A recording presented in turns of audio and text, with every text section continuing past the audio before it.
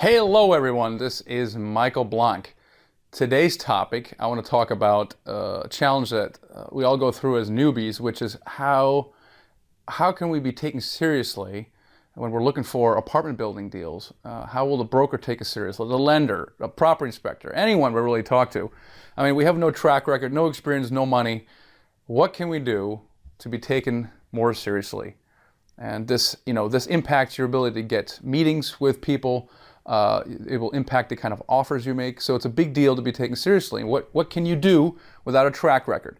Now, when I got started with apartment building investing, I actually had a track record of flipping houses. We flipped like 30 houses in 3 years. And I thought that was a pretty good track record, but it was interesting. I got very little credit for any of that when I got started with apartment building investing. So that was a little frustrating. I thought it would count for more. Another argument why, if you want to get into apartment building investing, to simply skip the house flipping or wholesaling and just go right into apartment building investing.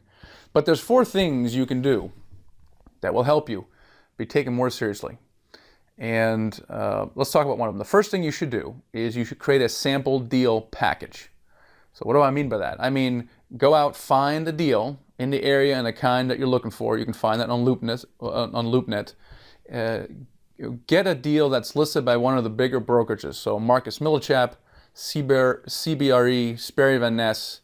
And the reason for that is because the marketing packages that they have everything in it. I mean, they've got actual financials, pro forma financials, rental comps, sold comps, demographics. I mean, they're like 25-page documents. They're fantastic. So find one of those deals, okay, and then get the package. And from that, create a deal package, something that you would give to, say, an investor or a banker, that describes the building with some photos, what the opportunity is or what the plan is. Is it simply a stable plan? Is it a value add plan where you're going to increase rents, do some renovations?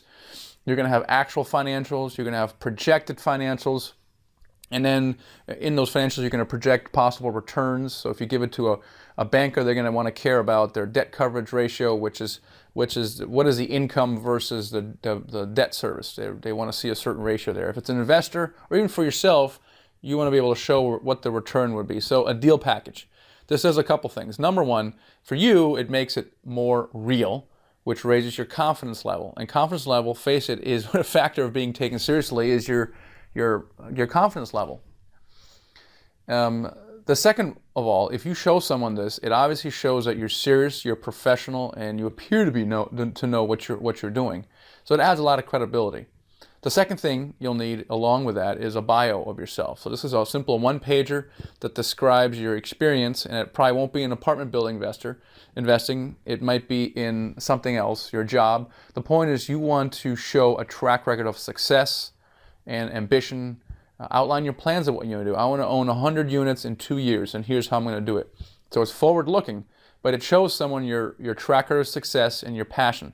The second of all, and you can put this both in your bio and the deal package or one or the other, is you want to build up a team around you. Okay, so a team meaning you have a real estate attorney, you have a CPA, you have a property manager, maybe you have an advisor, okay, someone who's very experienced, who will simply be on your advisory board. Having advisors around you is a really good idea, and you put that name and their bio in this package.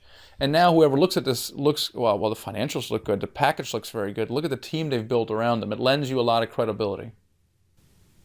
All right, and the third thing that you need to do to lend you credibility is to analyze deals when you get them in from the broker. Most people that are on a broker's email list never respond to the email. So when you first call the broker up, they're going to classify you as a tire kicker, like 90% else of everybody. Now, so the deals that set you apart from that is to actually analyze a deal quickly and get back to the broker with feedback. Hey, this price doesn't work for me, but this price would, and here's why. Your expenses were higher than, say, 50%, and they're maybe at 35%. Your actual vacancies, you say, are 15%, but you're underwriting it with 5%, which is market vacancy. So back all these things out. You're advertising an 8.5 cap rate. And if I apply an 8.5 cap to my new actual financials, the price will be X, which would be lower than asking. So so number one is it obviously starts a negotiating process.